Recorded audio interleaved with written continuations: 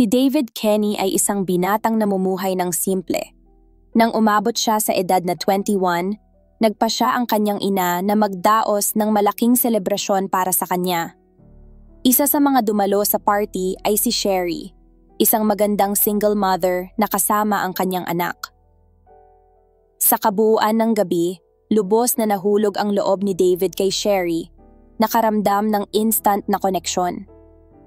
Kinabukasan, ibinahagi niya sa kanyang ina na natagpuan na niya ang pag-ibig ng kanyang buhay at determinado siyang gawing opisyal ang kanilang relasyon. Sa kabila ng mga kahangahangang katangian ni Sherry, may ilang tao sa paligid ni David ang nagduda sa kanyang desisyon na pakasalan ang isang babaeng may 3 batang anak. Binabanggit ang mabigat na responsibilidad na kaakibat nito para sa isang binatang tulad niya. Ngunit si David, puno ng pagmamahal at dedikasyon, ay handang tanggapin ang responsibilidad na kasama sa pagiging bahagi ng pamilya ni Sherry at sa pagtatayo ng magandang buhay na magkakasama. Upang masiguro na makakapagtaguyod siya para sa kanyang bagong pamilya, nag-enroll si David sa isang kurso upang maging coal miner, isang mabigat at mapanganib na trabaho, ngunit nagbibigay ng magandang sweldo para sa pangangailangan ng kanyang tahanan. Dito niya nakilala si Brad McCary. Si Brad, ipinanganak noong 1970s sa Cambridge, Ohio, ay hinarap ang maraming hamon sa paglaki bilang isang openly gay sa konserbatibong komunidad. Dumaan siya sa mga insulto at prejudice, ngunit nanindigan sa pamumuhay ng kanyang tunay na pagkatao. Sa paglipas ng panahon, nakabuo siya ng grupo ng mga kaibigan at nagpatuloy sa karera bilang hairstylist. Bagamat mahirap ito sa isang maliit na working class na bayan, buong tapang siyang nagpalit ng career at naging coal miner, isang malaking pagbabago mula sa kanyang dating trabaho. Mabilis na naging magkaibigan sina David at Brad. Naging mahalaga si Brad sa pamilya ni David at tinawag siyang Uncle Brad ng mga anak ni David. Hindi mapaghihiwalay ang dalawang magkaibigan, laging nagbibiruan at masaya ang bawat sandali. Noong 2017, si David ay 30 years old, masayang kasal kay Sherry, at lumalaki na ang kanilang mga anak. Samantala, si Brad ay abala sa trabaho, oras para sa pamilya at isang lihim na romansa. Noong May 7, 2017, matapos ang isang family gathering, sinabi ni Brad sa kanyang pinsan na kailangan niyang bumalik sa kanyang bahay para sa isang meeting mamaya sa araw na iyon bandang 6:15 p.m. Dumaan sina David, Sherry, at ang kanilang bunso sa bahay ni Brad. Nagulat sila nang hindi sumagot si Brad sa pinto kahit na nakaparada ang kanyang sasakyan sa labas. Dahil nag-alala, pumunta sila sa likod ng bahay at natagpuan ang service door na nakabukas. Matapos tumawag kay Brad nang walang sagot, pumasok si David sa loob ng bahay habang si Sherry naman ay naghahanap sa itaas. Ang paghahanap ni David ay nagdala sa kanya sa basement, kung saan sinalubong siya ng nakakatakot na tanawin. Ang walang buhay na katawan ni Brad na nakahiga sa isang pool ng dugo. Nang marinig ang sigaw ng kanyang asawa, bumaba rin si Sherry at nagulat sa nakakakilabot na tanawin. Agad na tumawag si Sherry sa 911 at hindi nagtagal, naalerto ang pulisya sa pagkakatuklas sa katawan ni Brad, na biktima ng isang fatal na gunshot wound. Nang dumating ang pulisya, nakita nila sina David at Sherry na kitang-kitang nababalisa. At nagkukwento kung paano nila pinuntahan ang kanilang kaibigan at natuklasan ang isang malagim na trahedya. Ipinaliwanag ng mag-asawa ang kanilang malapit na relasyon kay Brad. Binibigyang diin ang matibay na koneksyon na nabuo sa paglipas ng mga taon. Ibinahagi ng pamilya Kenny na madalas silang nagdiriwang ng holidays kasama si Brad at mahal na mahal siya ng kanilang mga anak na itinuturing siyang parang uncle. Plano din nila ang isang biyahe sa Bahamas kasama siya sa Agosto ng taong iyon. Nang tanungin tungkol sa anumang kaaway o problemang kinahaharap ni Brad, binanggit nina David at Sherry na kamakailan lamang ay natapos ni Brad ang isang magulong relasyon sa isang lalaking nagngangalang Scotty. Bagamat hindi nila alam ang kanyang apelyido, inilarawan nila ang relasyon bilang puno ng hidwaan at madalas na maiinit na pagtatalo. Matapos makakalap ng sapat na impormasyon mula sa mga saksi, Sinimulan ng mga opisyal na maingat na suriin ang lugar bago gumawa ng anumang konklusyon. Sa basement, natagpuan nila ang katawan ni Brad na nakadapa sa sahig, naliligo sa sariling dugo. Sa unang tingin, malinaw na siya ay binaril ng hindi bababa sa isang beses sa ulo. Sa kabila ng malinaw na senyales, unang inisip ng pulisya na maaaring dumadaan si Brad sa isang mahirap na panahon at posibleng nagpakamatay. Nang dumating ang forensic expert sa lugar, tinanong niya ang mga opisyal kung may nahanap silang baril at sinabi nilang wala. Gayunpaman, dahil karaniwan sa mga taong tumatapos ng sariling buhay na bumagsak kasama ang kanilang armas, minabuti ng forensic team na baligtarin ang katawan. Nang gawin nila ito, walang nakitang baril. Mabilis na inalis ang unang spekulasyon na suicide. Habang patuloy na sinusuri ng pulisya ang bahay, sinikap nilang buuin ang pangyayari sa krimen. Napansin nila na tila nabalot ang bahay sa kakaibang gulo. Ang kusina ay magulo, at ang sala ay magulo din. Una, inisip ng mga awtoridad na maaaring ang pagkamatay ni Brad ay bunga ng isang robbery. Subalit ng masusing suriin, napansin ng mga detective na walang mahahalagang bagay na ninakaw, kahit na maraming valuable item sa bahay. Napag-alaman din nila na si Brad ay isang kolektor ng rural-style na sining, at maraming mahalagang bagay ang nasa kanyang tahanan. Kung ang salarin ay isang karaniwang magnanakaw, kakaiba na naiwan sa lugar ang telebisyon at may pera pa na nakakalat sa sahig. Batay sa mga palatandaan, naniwala ang pulisya na ang robbery ay isinet up lamang upang iligaw ang kanilang investigasyon. Dahil si Brad ay isang openly gay na lalaki at nagtatrabaho sa coal mine, isinasaalang-alang ng mga detective ang posibilidad na maaaring nainis ang ilang konserbatibong katrabaho niya na posibleng humantong sa isang hate crime. Subalit nang kausapin nila ang mga katrabaho sa minahan, nagulat sila nang malaman na lahat ay may respeto at humahanga kay Brad. Inilarawan siya bilang mabuting tao. Mabilis na inalis ang teoryang ito. Kinausap din ng mga detective ang mga kaibigan at pamilya ni Brad upang mabuo ang timeline at makakalap ng mas maraming impormasyon. Batay sa pahayag ni David at Sherry sa crime scene, kamakailan lamang ay tinapos ni Brad ang isang toxic na relasyon sa isang lalaking nagngangalang Scotty, na kinumpirma rin ng kaibigan niyang si Wendy. Ayon kay Wendy, tutol din siya sa nasabing relasyon dahil labis nang na-involve si Brad kay Scotty at nagsimulang maging kakaiba ang ilang bagay sa kanyang buhay. Sa pagsunod sa lead na ito, nakuha ng mga detective ang buong pangalan ni Scotty at agad silang pumunta sa kanyang bahay upang tanungin siya. Subalit nang dumating, sinabi ng ina ni Scotty na siya ay 3 buwan nang nakakulong dahil sa paglabag sa kanyang probation. Bagamat naalis si Scotty bilang pangunahing suspek, hindi tuluyang itinapon ng mga detective ang posibilidad na siya ay may kinalaman. Naisip nila na posibleng inorganisa ni Scotty ang krimen mula sa kulungan sa tulong ng isang kasabwat.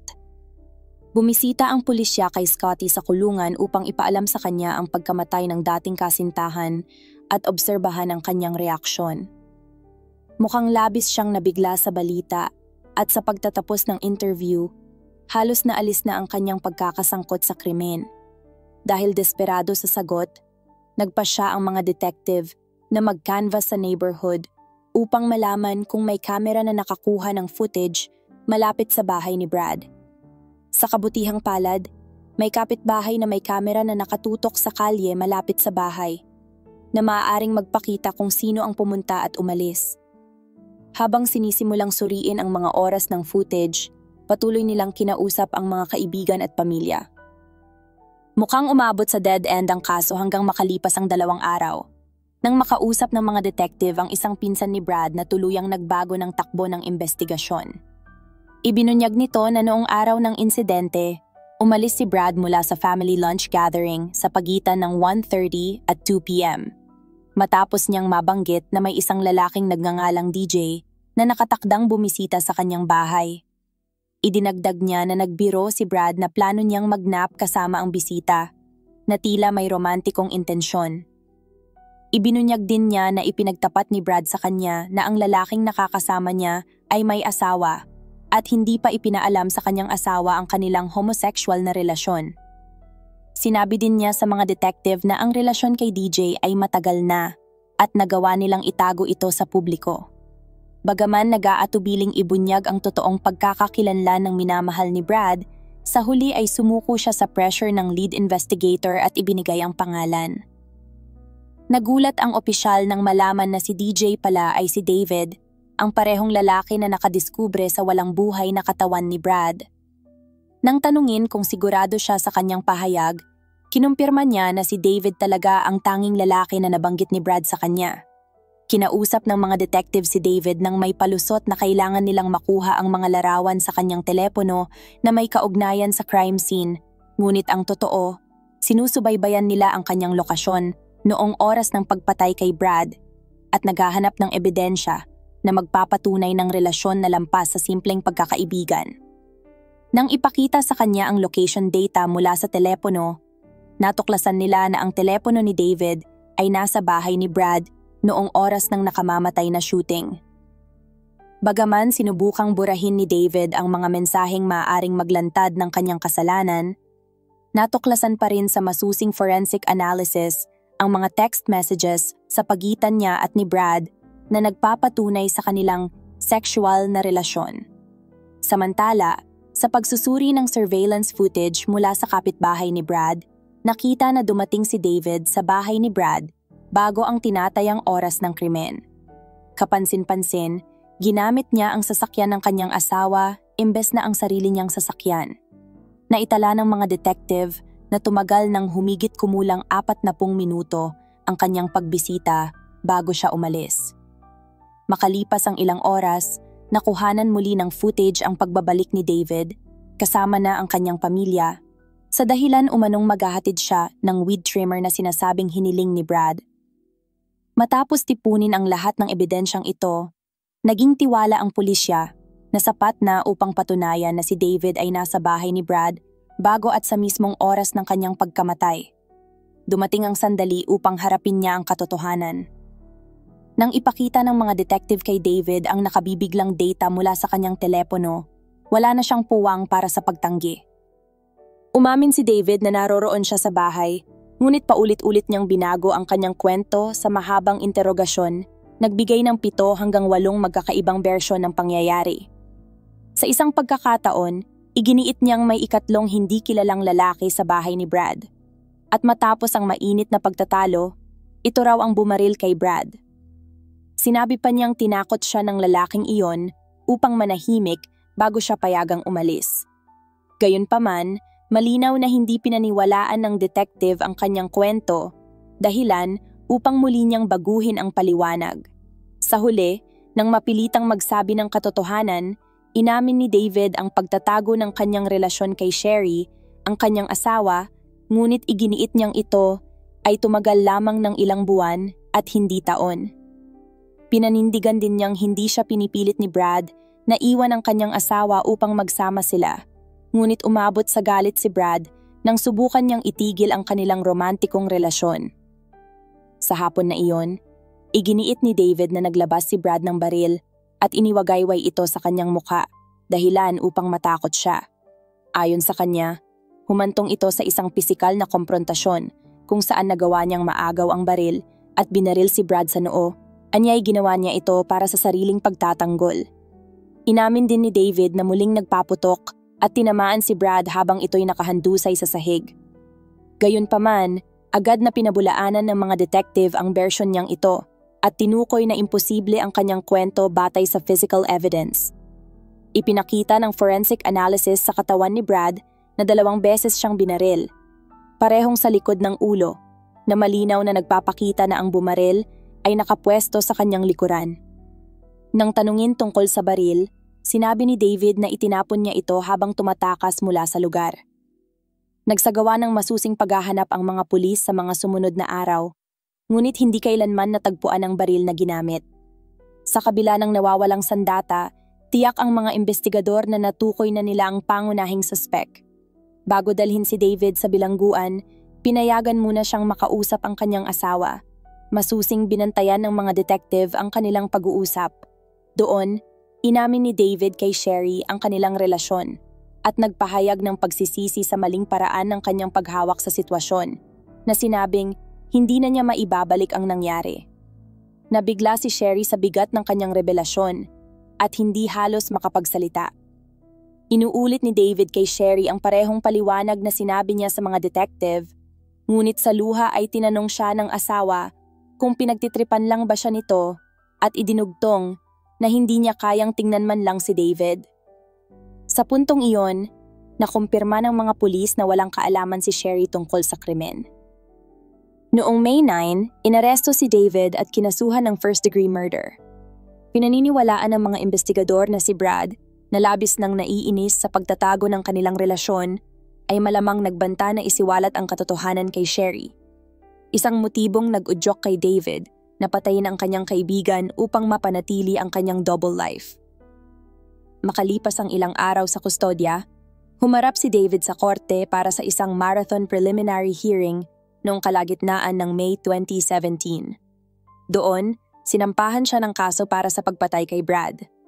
Panay ang tingin niya sa sahig habang nagbibigay ng testimonya ang mga investigating officers, samantalang nakatuon naman ang mga prosecutor sa mga hindi tugmang bahagi ng kanyang mga pahayag. Isinalaysay ng pulis kung paanong nakitaan si David ng labis na pagkabalisa sa crime scene, nagpakita ng pisikal na hindi pagkakomportable gaya ng hirap sa paghinga at pagsusuka. Inulit din ang una niyang pahayag kung saan ipinakilala niya ang sarili bilang isang simpleng kaibigan na nagpunta lamang upang maghatid ng weed trimmer at di umano'y hindi inaasahang natagpuan ang bangkay ni Brad sa basement. Sa kabilang banda, ipinakita ng lead investigator ang kanyang huling salaysay kung saan inamin niyang binaril si Brad bilang pagtatanggol sa sarili gamit ang baril na, sa kabila ng masusing paghahanap, ay hindi kailanman natagpuan. Ang resulta ng autopsy ang naging matibay na punto na tuluyang sumira sa depensa ni David. Ipinakita nito na si Brad ay binaril ng 2 beses sa likod ng ulo, isang malinaw na ebidensya na hindi tugma sa kanyang pahayag ng self-defense.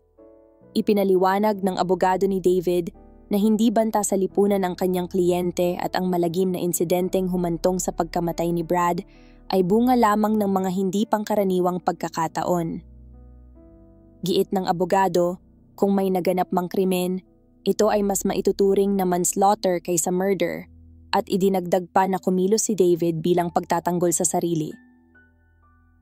Samantala nanatiling tahimik si David sa halos 3 oras na pagdinig habang isa-isang nagbigay ng testimonya ang mga saksi. Matapos suriin ang lahat ng ebidensya at testimonya, kinilala ng hukom ang probable cause upang ipadala ang kaso sa county court at itinakda ang piyansa sa $1,000,000. Agad na humiling ang depensa ni David ng pagbaba ng piyansa. Binanggit na imposibleng mabayaran ito ni David, ngunit tinanggihan ng hukom ang kahilingan. Ilang linggo ang lumipas. Naghain ang abogado ni David ng higit sa 12 motions sa isang pagdinig, kabilang ang isa pang kahilingan na bawasan ang piyansa. Dumalo ang maraming kaibigan at kamag-anak ni David upang ipakita ang kanilang suporta. Hiniling ng abogado na ibaba ang piyansa sa $250,000, halagang kaya ng pamilya Kenny. Tinawag niya ang ilang saksi, kabilang ang asawa ni David, ang kanyang ina, father-in-law at stepfather.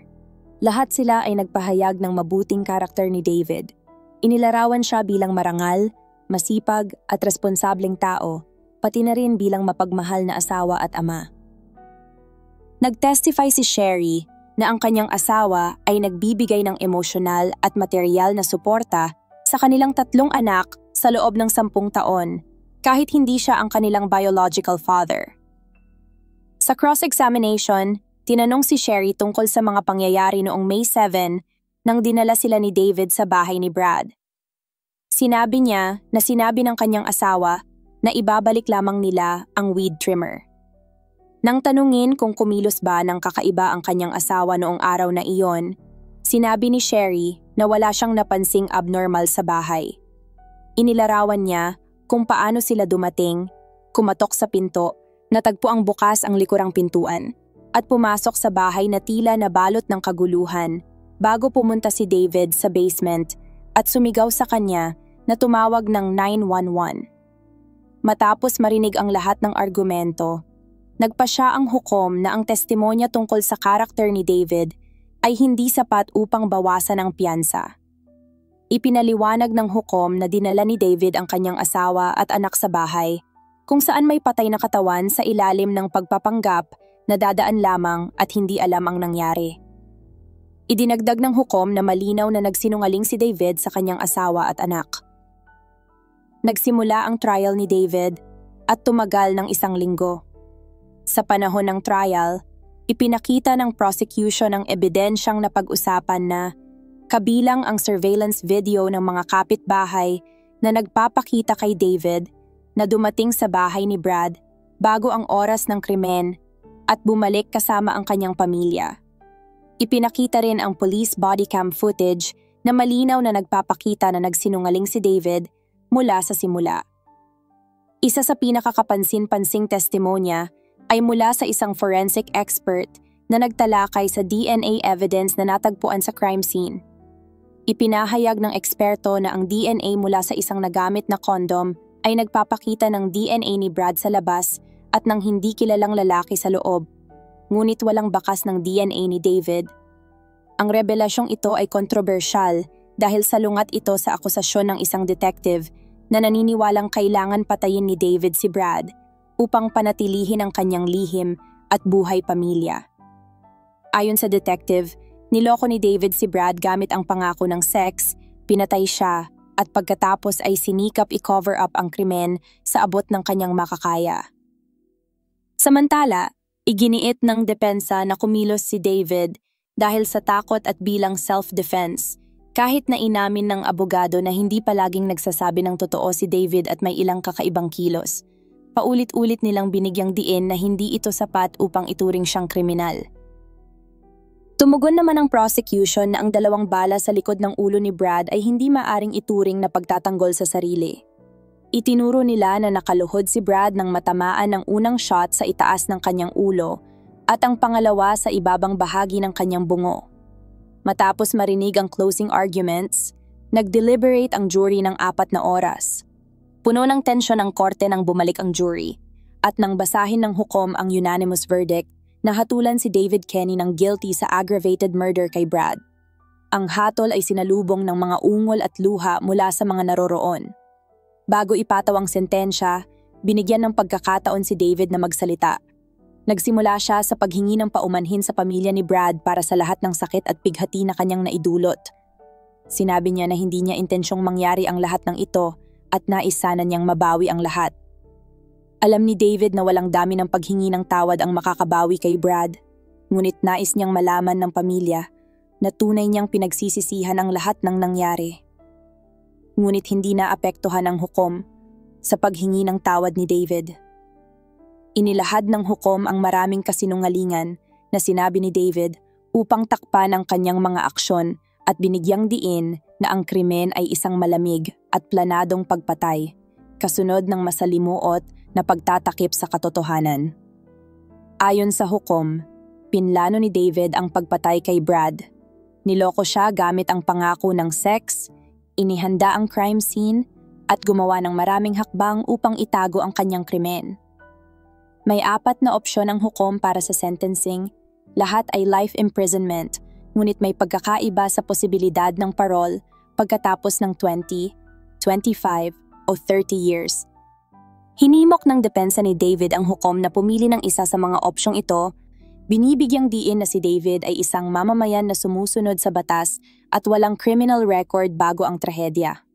Samantala, iginiit ng prosecutor na ipataw ang life without parole, pinapahalagahan na nawala ang buhay ni Brad at kailangang mabuhay ang kanyang pamilya sa pagkawalang iyon magpakailanman. Bilang tugon, sinabi ng hukom na kung kaya ni David na tapusin ang buhay ng isang taong nagmamahal sa kanya at kaibigan niya, ito ay nagbubunsod ng pangamba sa kung ano ang maaaring gawin niya sa isang taong tututol sa kanya. Dahil dito, hindi maaaring payagan ang pagbabalik ni David sa publiko. Noong February 2018, ipinataw ang sentensya kay David ng life without the possibility of parole, na may karagdagang 3 years para sa firearm specification, na nangangahulugang nagkaroon siya ng armas habang ginagawa ang krimen. Binigyang diin ng pulisya na ang buong kaso ay isang trahedya na sana ay maaaring naiwasan kung hindi sobrang iniisip ni David na itago ang kanyang homosexuality. Noong kalagitnaan ng 2023, ipinapakita ng mga report ng bilangguan na nananatiling nakakulong si David sa Ohio mula pa sa oras ng kanyang hatol. Sinikap ng kanyang abogado na iapil ang sentensya, palaging naghahangad ng posibilidad ng parol para sa kanyang kliyente, ngunit lahat ng mga apil ay tinanggihan. Sa trahedyang ito, parehong nagwakas ang mga landas nina David at Brad. Hindi na muling makakabalik si David sa coal mines at si Brad na may tuluyang nawala kasama ng lahat ng kanyang pangarap. Lahat ay nagbago dahil sa ginawa ni David na hindi lamang kumitil ng buhay kundi nagdulot din ng matinding dalamhati sa pamilya at mga kaibigan ni Brad. Kung sana'y nagkaroon si David ng lakas ng loob na tanggapin at aminin ang kanyang pagiging homosexual, marahil ay hindi na uwi sa ganitong malagim na wakas ang kanilang mga buhay.